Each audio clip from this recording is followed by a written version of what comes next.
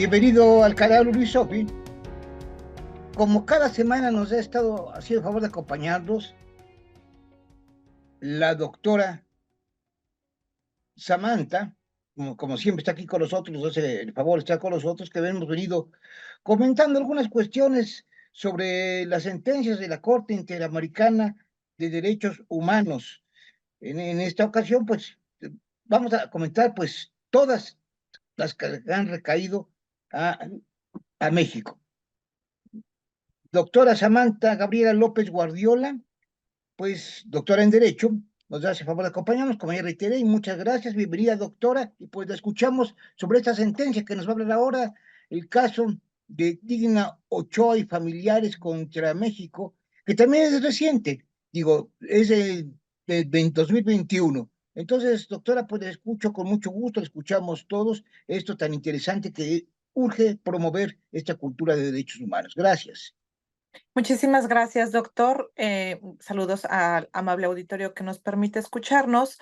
Les comento que esta análisis que vamos a realizar el día de hoy de esta sentencia Digna Ochoa y familiares contra México de fecha 25 de noviembre de 2021, perdón, vamos a analizarla en tres partes para que de esa manera sea mm, eh, proporcional, digamos, la información que Tres se va. programas diferentes van a ser, ¿verdad, doctora? Perdón. Exactamente, Excelente, tres sí, para programas. que la gente tenga un poquito más de facilidad y además es una cuestión que requiere su tiempo. Muchas Exacto. gracias. No, gracias a usted, doctor, por el espacio. Bueno, empezamos analizando qué es lo que sucedió con este caso. Primero que nada, me gustaría comentar brevemente quién era Digna Ochoa. Digna Ochoa fue una persona activista que básicamente lo que ella hacía se dedicaba a la defensa de los derechos humanos. Entonces, ella fue una persona que trabajó para el Centro Pro Derechos Humanos y llevó varios casos, representó varios casos a varias víctimas en varios casos ante la Corte Internacional de Derechos Humanos y ante la Comisión Interamericana de Derechos Humanos. Entonces, es importante mencionar cuáles eran los casos en los que ella estuvo involucrada. Por supuesto, ella era abogada. Los casos que por los que fue más reconocida fue haber sido representante de algunas víctimas relacionadas con la masacre de Acteal, con la masacre de Aguas Blancas, con el Ejército Revolucionario del Pueblo Insurgente y con el EZLN. Ahora, ¿qué fue o a qué nos referimos con la masacre de Acteal y la masacre de Aguas Blancas? Bueno, la masacre de Aguas Blancas ocurrió el 28 de junio de 1995, en donde, pues en lo que es Coyuca de Benítez Guerrero. Si nos hace esto remembranza a prácticamente el asesinato de 17 campesinos que fueron asesinados, 14 heridos, 2 elementos de seguridad pública o policías que también resultaron lesionados con heridas contundentes producidas por arma de fuego. La Comisión Interamericana de Derechos Humanos en ese entonces emitió un informe que es el informe 49-97 con fecha 18 de febrero de 1998, en donde indica que el 24 de enero de 1996 la comisión solicitó a los Estados Unidos mexicanos tomar las medidas cautelares necesarias para proteger la vida e integridad física de todos los testigos de la masacre de Aguas Blancas. ¿A qué me refiero con medidas cautelares? Las medidas cautelares son todas aquellas medidas que una institución necesita o requiere para que la violación de ciertos derechos humanos no continúe llevándose a cabo. Es decir, son medidas de protección principalmente para las víctimas. Por otro lado, la Comisión Nacional de Derechos Humanos, a través de su recomendación 104/95, acreditó el 28 de junio de 1995 que se violaron los derechos humanos de esas 17 personas pertenecientes a la organización campesina de la Sierra del Sur, quienes resultaron muertas cuando a manos de un grupo de policías motorizados fueron ejecutados, ¿no? Entonces, desafortunadamente, eh, en esa ocasión, pues pierden la vida estos 17 campesinos y hay 14 víctimas. Y bueno, ¿cuáles fueron los derechos vulnerados de estos 17 campesinos? Pues bueno, principalmente lo que es el derecho a la vida, a la integridad personal, a las garantías judiciales, porque fueron privados de la vida sin mediar ningún proceso judicial o sin entender por qué se les privó de la vida. Entonces, lo que se comentó respecto de ese asunto es que pues prácticamente ha sido tildado como un crimen de Estado y fue orquestado tanto por la presidenta municipal, la gobernadora y probablemente algunas autoridades del ámbito federal, ¿no? Entonces, desafortunadamente, pues fue un caso que fue muy sonado en su momento y que causó muchísimo y sigue causando gran eh, resentimiento, por así decirlo, de la gente, que los familiares, las víctimas de los familiares. Entonces, y porque a la fecha no se ha resuelto, hay algunos presos políticos que todavía siguen presos de la libertad y pues bueno, en general no se ha resuelto, no se les ha tampoco compensado a las víctimas, a los familiares víctimas de las personas que perdieron la vida por la pérdida de sus familiares. Entonces, bueno, todavía ese asunto prácticamente a pesar de que data de 1995, ya son prácticamente 28 años este año, no se ha resuelto en su totalidad. ¿Por qué? Porque siguen esperando las víctimas, primero que nada, obviamente que se les indemnice por la pérdida de sus familiares y segundo, porque hay presos políticos todavía relacionados con este asunto. El segundo caso es el tema de la matanza de Acteal. Bueno, la matanza de Acteal es a raíz de una incursión paramilitar en la localidad de Acteal, municipio de Chenaló, en Chiapas, los Altos de Chiapas especialmente, y lo que sucedió en este caso en particular, bueno, pues desafortunadamente 45 personas fueron muertas, 4 de ellas mujeres embarazadas y niñas y niños. Entonces, ¿cuándo sucedió? Bueno, los hechos sucedieron el 24 de mayo de 1997, en donde un grupo de paramilitares accionó en contra de estas personas que estaban en una iglesia orando. Entonces, esta situación, bueno, en realidad lo que se intentaba o lo que se comentó en ese momento era que se trataba de desarticular un autogobierno que se estaba gestando en esta zona de los Altos de Chiapas. Luego entonces, este grupo paramilitar pues incurrió, o sea, entró en esta zona y desafortunadamente eh, mató a estas personas, ¿no? Se dice que fueron 60 paramilitares vestidos de negro quienes dispararon armas exclusivas del ejército en contra de las abejas, que así se llamaba este grupo conformado por indígenas tzotziles, mientras se encontraban orando dentro de una ermita. La masacre comenzó a las 11 de la mañana y se prolongó hasta las 7 de la tarde. Ningún elemento, ya sea de seguridad pública o militar, que estaban cercanos a la zona, intervinieron. Entonces, prácticamente las personas perdieron la vida a manos de estos grupos, de este grupo paramilitar, sin que el gobierno haya hecho absolutamente nada para tratar de evitarlo o de detener la masacre, ¿no? Entonces, en relación de esto, el 2 de marzo de 2005, la Comisión Interamericana de Derechos Humanos recibió una queja eh, gracias justamente a la persistencia de este grupo llamado las abejas y el Centro de Derechos Humanos, Fray Tolomé de las Casas, a pesar de que este grupo de las abejas y el Centro de Derechos Humanos había tratado de gestionar ya algunas cuestiones aquí al interior de México, pues obviamente sin ninguna respuesta de ninguna autoridad, ni estatal ni federal, pues bueno, se tuvo que llevar este caso a lo que es la comisión.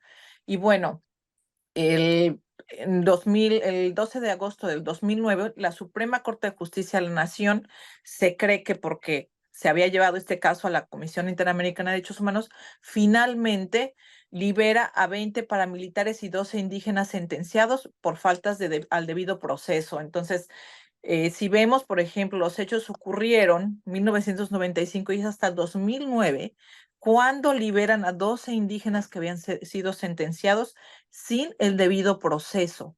¿Cuál es el debido proceso? Bueno, el debido proceso es una serie de pasos en los que una persona que está relacionada con la posible comisión de un delito y el Estado, es decir, una autoridad jurídica, jurisdiccional, tienen que llevar, sobre todo corre a cargo, el debido proceso corre a cargo del Estado, respetando los derechos de esta persona que ha sido inculpada de una comisión de un delito. Entonces, el debido proceso corre desde el momento en que la persona es detenida hasta que le recae una sentencia o es liberada por falta de pruebas.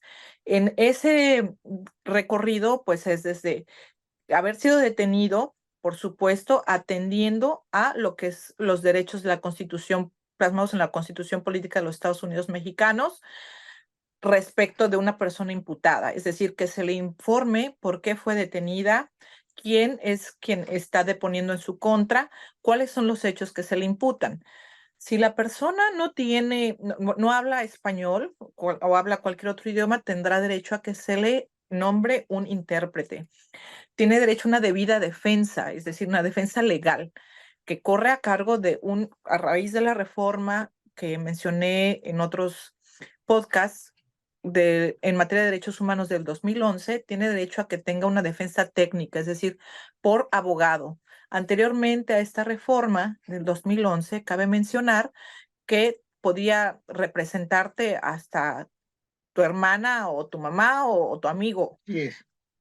pero a raíz de Se la nombraban, lo reforma. nombraba allí el Ministerio Público, la gente del Ministerio Público lo nombraba y vámonos. Sí, Exactamente, sin que tuviera ningún conocimiento en sí. temas de derecho. Entonces, a raíz de la reforma en materia de derechos humanos del 2011, bueno, ya hoy tiene que ser una defensa técnica. Entonces, ese es entre otras cosas, es el debido proceso. Eso es cuando se llega, por ejemplo, ante la autoridad jurisdiccional, bueno, también el debido proceso tiene es decir, el imputado tiene ciertos derechos que se le tienen que observar.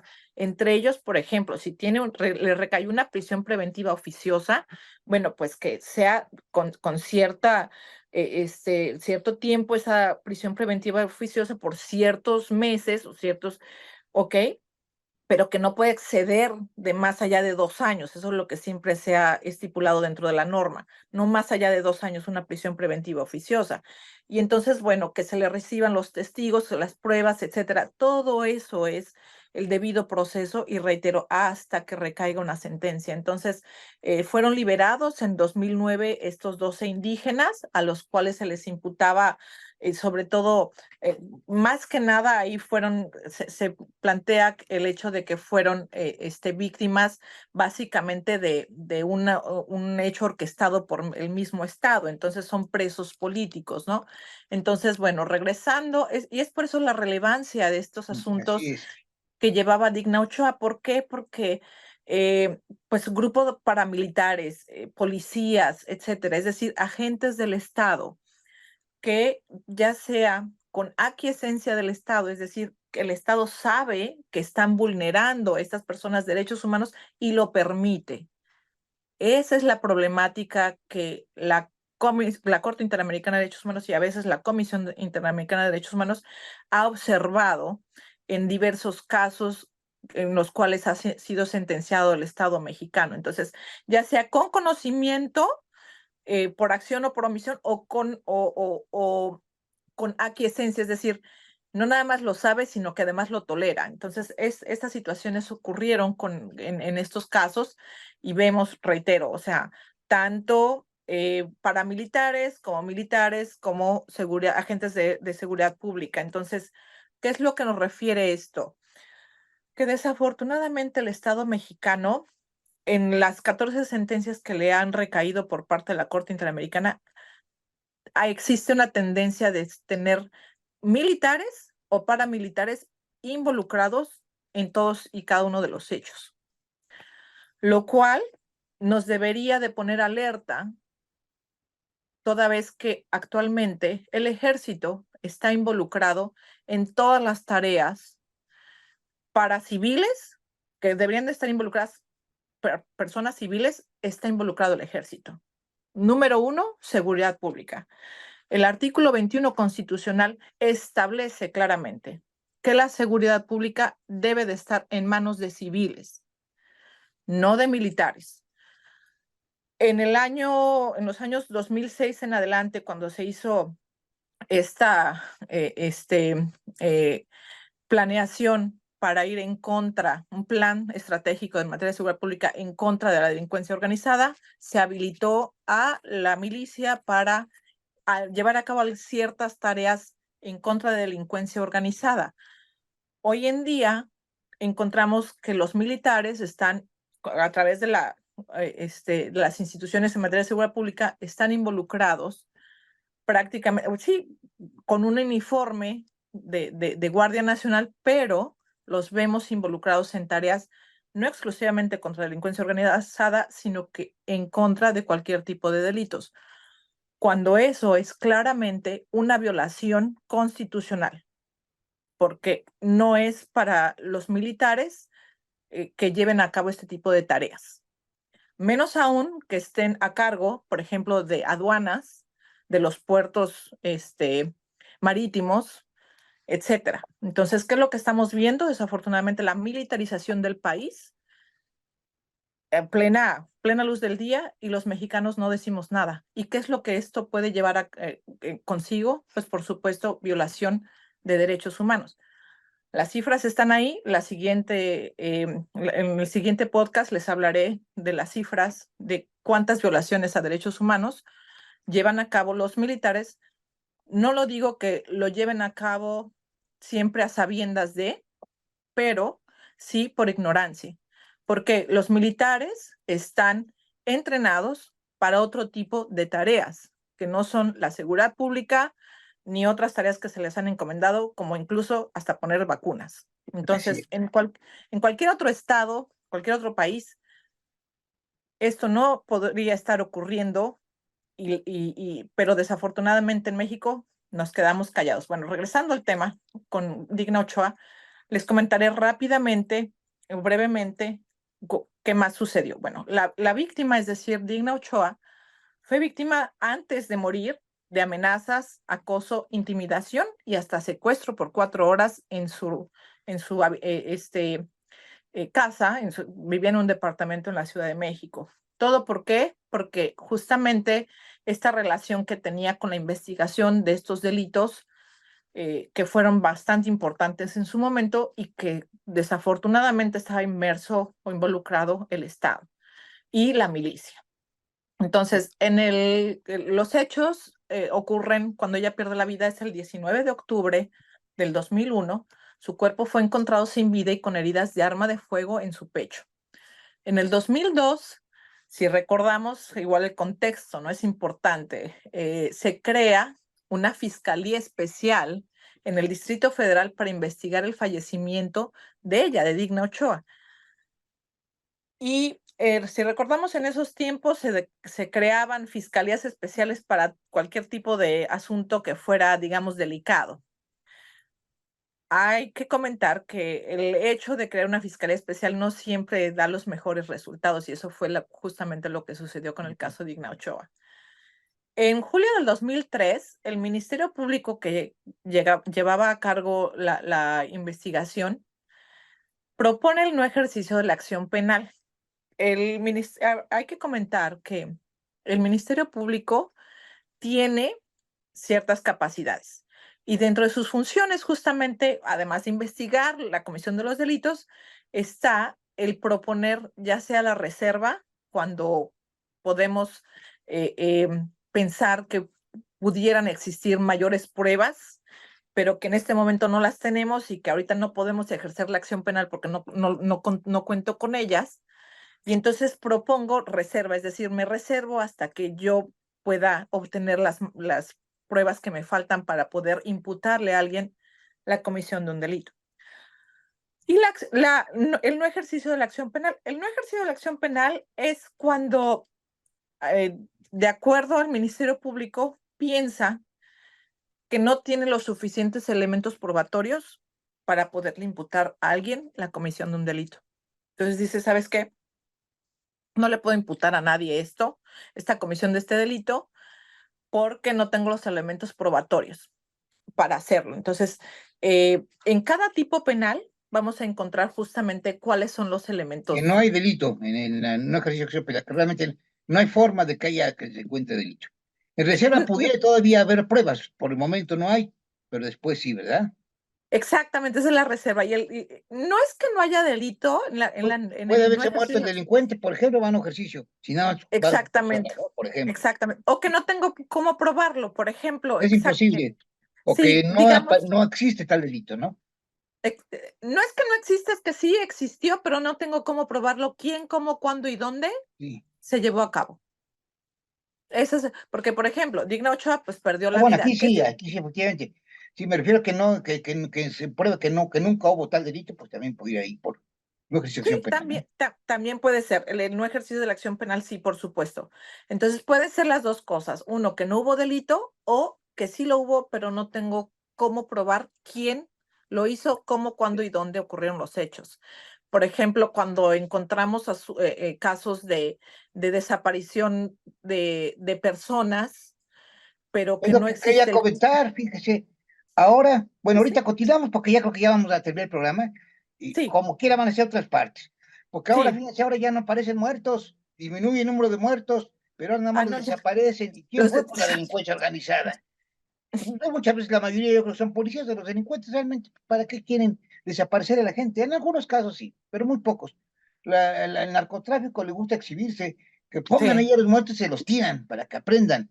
¿Quién desaparece? Pues exactamente. desaparecen las policías en México. Todo esto, digo, requeriría una investigación no muy a fondo, pero ahora ya no los matan. Sería más fácil Mm. desaparecerlos. ¿Y quién fue? Pues fuera de la delincuencia. Y al final de cuentas son crímenes de Estado y el gobierno dice, yo aquí no cometemos ahora crímenes, no hay desapariciones, el Estado no es represor. No, porque desaparecen a las gentes y ahí está la delincuencia, que además es consentida. Al final de cuentas no detienen a nadie nunca, ¿no? Exactamente. Está metido de mano la policía de los estados, de todos los niveles, ¿eh? Por Entonces, supuesto, porque es muy perdón por la fácil. interrumpir la doctora. No, No no, quiero no, no, no escucharla. es Muchas cierto. gracias, sí. No, por supuesto, es también necesario comentar que para el gobierno es muy fácil decir, estaban metidos en algo o se cree que estaban Se relacionados desaparecen. o los confundieron y entonces ya no tengo que investigar, ¿no? Ese es el problema. Así Entonces, es. bueno, el Ministerio Público en el 2003 propone el no ejercicio de la acción penal. Obviamente, por parte de los familiares se presenta un recurso de inconformidad, es decir, no, yo no estoy de acuerdo con lo que tú estás haciendo, o sea, puedes seguir investigando. En, después de esto, se presenta un amparo indirecto justamente contra el desistimiento del recurso de inconformidad, desestimación, perdón, no desistimiento, desestimación del recurso de inconformidad. ¿A qué me refiero? Yo, Ministerio Público, propongo el no ejercicio de la acción penal. Tu familiar puedes interponer un recurso de inconformidad por esta decisión, pero yo, Ministerio Público, lo puedo desestimar. Bueno, el Poder Judicial puede desestimar este recurso. ¿Por qué? Porque considero que en efecto no hay suficientes pruebas. Después de este paso, los familiares pueden presentar o pudieron presentar en su momento un amparo indirecto contra esta desestimación del recurso de inconformidad, pero finalmente tampoco procedió y en el 2007 se vuelve a presentar el no ejercicio de la acción penal, el cual fue resuelto en el 2010. Y entonces ahí ya no hay más que investigar y bueno, esta fiscalía que se había creado en el 2010, pues obviamente desaparece y no hay mayor investigación que realizar. Entonces, bueno, resumiendo nada más, los artículos que la Corte Interamericana de Derechos Humanos consideró violados en este asunto en particular, primero que nada, el derecho a la vida, derecho a la integridad personal, derecho a las garantías judiciales, a la honra y la dignidad. Eso es muy importante porque eventualmente en este asunto lo que hicieron fue las personas, los servidores públicos que estaban relacionados con la investigación empezaron a hablar de estereotipos de género y estereotipos de Digna Ochoa, incluso relacionando su vida personal, su vida privada con la cuestión del hecho de haber sido víctima de este homicidio. Es decir, se truncó la información, se hablaba mal de la persona de Digna Ochoa, y eso es justamente cuando se conceptualiza o se tilda de que se está violando el derecho a la honra y a la dignidad por parte de las autoridades. Y eso es una violación a derechos humanos que no es únicamente, no se está violando únicamente un solo derecho humano, sino que se hace una revictimación de la persona, de la víctima, y además una violación interseccional de derechos humanos. Es decir, te estoy violando el derecho humano a la vida, más te estoy violando el derecho humano a la integridad personal, a la honra y a la dignidad. Entonces es interseccional, atraviesa una serie de derechos Así es. esta violación. Entonces, otro artículo, obviamente la protección judicial, porque no se le protegió cuando ella se estaba quejando de este acoso, de este maltrato, cuando fue secuestrada, etcétera. Y el más importante artículo que la Corte Interamericana determina que fue violado por el Estado mexicano, y no es la primera vez, esto ya es la segunda ocasión, con el caso de Campo Algodonero, lo veremos próximamente cuando analicemos esa sentencia, el artículo 7 de la Convención de Belém do Pará. La Convención de Belém do Pará, me permito comentarles, es una convención que obviamente se aplica por la Corte Interamericana de Derechos Humanos, es decir, en el sistema interamericano, y cuyo objetivo es atender la violencia contra las mujeres como una violación a los derechos humanos y a las libertades fundamentales, y limita total o parcialmente a la mujer el reconocimiento, goce y ejercicio de tales derechos y libertades. Entonces, termino esta intervención comentando que el artículo 7º de esta convención se aplica cuando la Corte Interamericana de Derechos Humanos considera que los estados partes han violado estos derechos de la no violencia contra la mujer y que no han adoptado las medidas o medios apropiados y políticas orientadas para prevenir, sancionar y erradicar dicha violencia contra las mujeres. Es cuanto, doctor, y si gusta, la próxima intervención analizamos No, más a pues fondo se lo este tema. se lo voy a agradecer yo y pues el público que lo que nos ven es muy interesante. Que se conozca, porque poco se conoce de eso. Muchas gracias. Y fíjese que a mí me abrió ahorita los ojos, ahorita que estaba yo pensando en muchas cuestiones. Efectivamente, ahora la policía está metida en todo esto, pero no solo eso, fíjese, ya el Estado mexicano ya encontró un caminito, porque se tienen que agotar todo aquí en México, todos los medios, porque antes de recurrir, antes de poder llegar a la Corte Así. Interamericana. Pero ¿qué pasa? Pues ahora con los desaparecidos, ahí probablemente ya no exista la obligación y difícilmente podría llegar el Estado mexicano a ser juzgado. A lo mejor porque van a decir, investiga, y pues aquí se pasaron ya 30 años. Ya encontró el caminito del Estado mexicano para violar sistemáticamente, desaparecer a las personas y ya no va a haber prueba alguna. Siempre y Es cuando no los correcto. encuentren muertos, mejor que los desaparezcan, piensa así muy sencillamente. Nos vemos, doctora. Desafortunadamente sí. Gracias, doctora. Que esté muy bien, Gracias a gusto usted. saludarla. Nos vemos la próxima semana. Gracias. Suscríbanse. Gracias. Estamos aquí con ustedes la próxima semana. Gracias.